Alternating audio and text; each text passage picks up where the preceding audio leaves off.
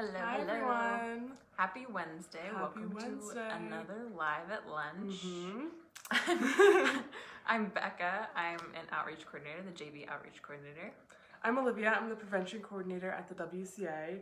And today we have a special treat. One of our lovely, amazing, unnamed anonymous viewers sent us in a jingle. We joked about wanting a jingle for our Wednesday show because we come on here every Wednesday, and we joked about wanting an intro jingle, and this unnamed anonymous viewer came through with said jingle, so listen up, This is folks. our debut for This all is of our, you. Yeah, our debut for all of you. Let me see if I can get it a little bit closer so you can hear.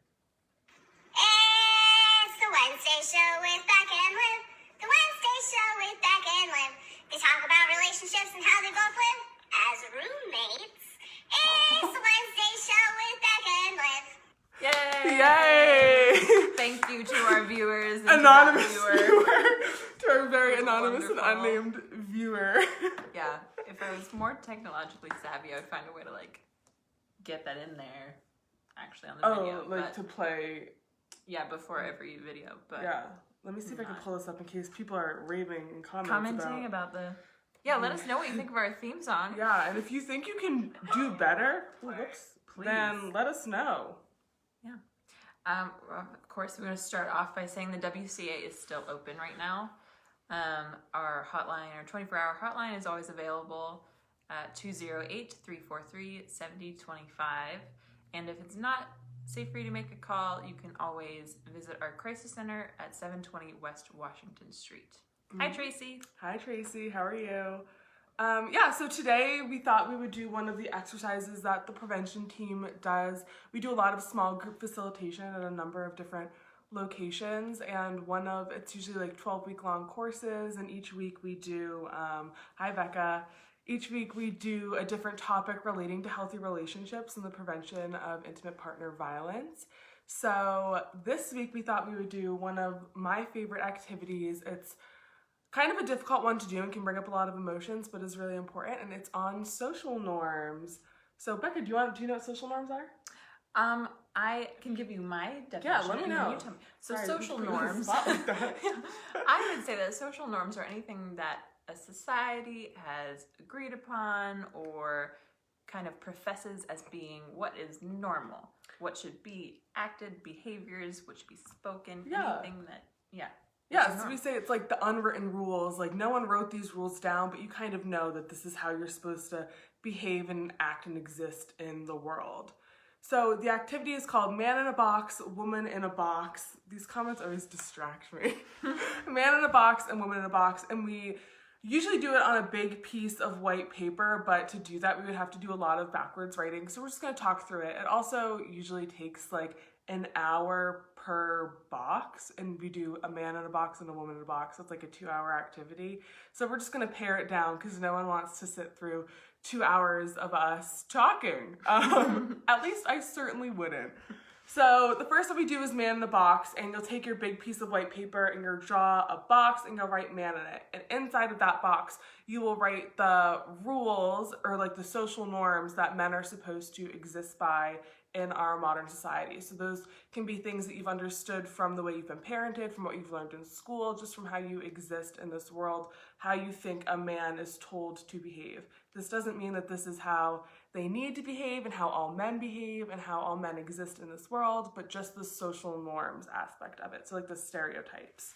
Should we go through some of Yeah, those? let's list some of them off. That'd be good. Okay, so if I think of a stereotypical, what I've been told a man should be, they don't cry. Mm-hmm. That's a big thing. They are not emotional. Mm-hmm. Lack of emotion. Unless that emotion is anger. Anger or aggression. Anger or aggression are okay. Yeah. I think that covers, and they're usually more dominant. Yeah, usually more dominant. If we think about how they show up in the workforce, that's another big one. They typically have either physical labor jobs or white collar CEO jobs. There's really a big dichotomy there between the jobs that they're allowed or supposed to hold. Yeah. What else? When we think about how they show up in their relationships, perhaps. Yeah, they're not needy. They're more independent in those relationships, I would say. Supposed to be. Typically the breadwinners. Breadwinners. Typically in relationships with women, so usually it's heterosexual relationships. Typically we're also talking about cisgender men, because the stereotype is that to be a man, you should be cisgender. Yeah. I think that covers quite a bit of it. Yeah, that covers a lot of it.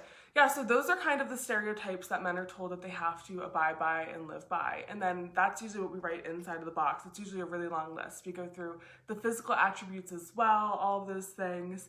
And then we'll ask, okay, so what are the consequences if this said man decides to stray from these social norms and from these stereotypes? What would those consequences be? And those consequences can be physical, so it can be physical harm to that person, but we then will talk about the certain words or verbal names that people will be called for straying from that box. And I don't know the rules of Facebook, so I don't want to be saying them on here, because some of them are swear words or degrading, but ultimately all of the words used, you can think of them yourself, that someone will be called if they stray from this box, if they stray from the stereotypical man, are words that ultimately degrade women or refer to the female experience, but in a negative sense. So if we're saying that you're not the stereotypical man, instead you are a woman, it gives a very clear picture of where society is placing women and men on an equality scale. Yeah. I think about that commercial a few years ago that came out where they had, I don't know if anyone has seen this, and if I can find it, I will put the link up. But they had a bunch of boys and girls, all different ages. They stood in front of a camera, and then the director said, "What does it mean to run like a girl?" Oh yeah, that was a good one. And then they all, ran in a way that seemed, like they couldn't really run, delicate and, not really running in an active or athletic way. So it was clear that these stereotypes are not just things that men are using against women.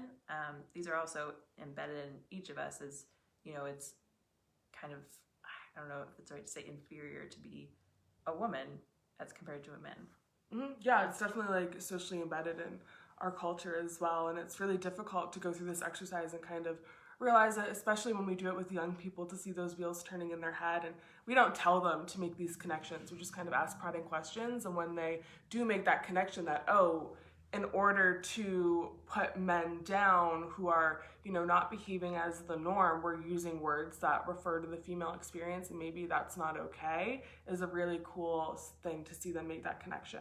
Yeah. So after we do man in a box, then we'll go through and we will do women. Oh, thank you, Tracy. Thanks, Tracy. Wow, Tracy on the keys. It's like having a podcast host, when they look things up really quickly. Yeah, so Tracy just posted that that commercial in the comments. Hey Tracy, do you want to put the trailer for the Man Up movie that we always watch before this as well? There's this there's a movie, which the name is of course escaping me as it would, that it talks about, I think it's The Mask You Wear, or The Mask You Live In.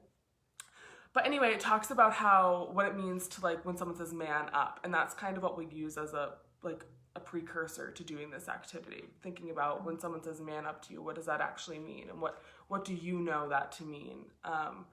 Anyway, so the next activity that we do is the woman in a box. So we'll do the same thing on our big piece of paper. We'll write woman in a literal box, and then we'll go through the stereotypes that they have to abide by.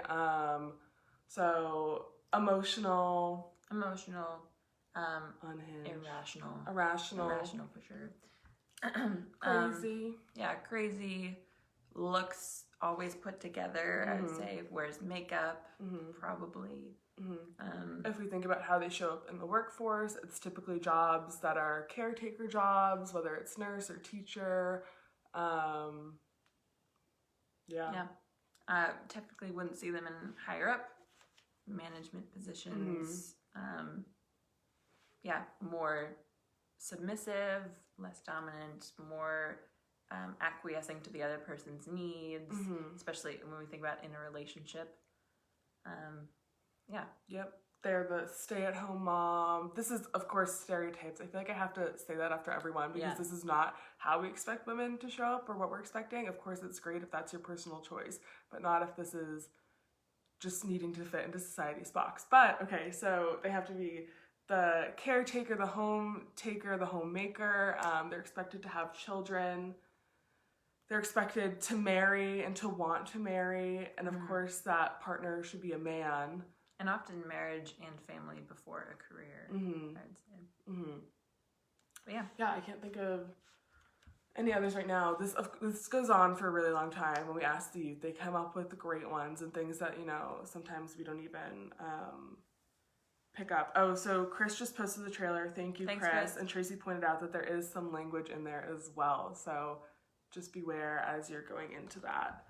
So after we fill out that box, and then we'll put, again, if you leave or stray from this stereotype and you decide as this woman, like, you don't want to live inside this box. You don't want to have children. You don't want to marry. You want to be firm. You don't want to be like you just don't show up as this stereotypical woman. What are the consequences of that? And again, it's the same words that we use to degrade men that, again, refer to women. So it's very similar. And that really, then we'll ask, okay, so this man in this box and this woman in this box, who are both told to live certain ways by society, want to get into a relationship with one another. How is that relationship going to go? And ultimately, when you're saying that this woman who is submissive, who can't talk about her emotions, who's crazy, who just has to stay home and take care of her kids all day, and this man who is dominant, can't talk about his emotions and is angry, are going to get into a relationship, it's ultimately going to lead to one person having more power and control over the other, which is the definition of domestic violence. So it's not going to set you up for a successful or healthy relationship. Yeah. I'm always amazed how, like, in interacting with young kids, like 3 and 4, how early these kind of social norms manifest and how often and early they're saying things like, oh, girls don't do that, or boys don't do that. So it's really happening much younger than, elementary school or middle school, where we are able to do these, where Liv and Tracy go out and do these prevention exercises. You come too. Sometimes. You should come. This would be a fun one. Oh yeah, I'd love to see this. But yeah, I think too, when you think about like the types of toys and the marketing and the ways that like shows are geared towards like young boys versus young girls, and the way that we like socialize them just in playing, I think that says a lot about what they learn as well. Yeah. So I think it'd be interesting if there's time in your quarantine days to have this discussion with your family, whoever you're living with, just to see what the norms are that are not just that you notice in the larger community, but that are specific to your family. Because I know there are different things within each family. What do you expect from men and women? Yeah, and the different pressures maybe that your children feel that they haven't been able to vocalize. I was thinking about this earlier. It's my parents' 31st anniversary today, so I was thinking a lot about their relationship, especially in reference to this activity. And my parents always kind of had different, like, non-traditional roles. Like, my dad cooked every night in our family growing up, and I guess that is not super normal, but that skewed my view of what is expected in a relationship and what a relationship really looks like. There's definitely, in my personal view from my growing up experience, there's a share of like the household chores and activities, which I think made a really big difference in my view of relationships. Riley, oh, you guys are so good. So Tracy just posted this little girl on YouTube who talks about marketing and how she wants to play with toys that aren't just pink Barbie dolls, and how sometimes she wants to play with a superhero, and it's really adorable. But to think about this young child like picking up on those things is really, really interesting. There was this very short video a while ago of this girl walking into a clothing store, and then on the boy's shirt it says like, you can do anything, go, be adventurous. And on the girl's shirt it says something like, I don't know, laugh or something, or dream. And it was like, she was like, why do boys get all this stuff about adventures and mine just says dream? It doesn't make sense. Yeah. But yeah, that's what the activity is. And yeah, that's what we have for today. Yeah, thanks everyone. We appreciate you joining in. And if you do the activity, let us know how it goes. If you discover anything really interesting, we'd love to to hear how those conversations with your families go. So Yeah. thank you all. Have a great rest of your Have a week. great Wednesday. Bye.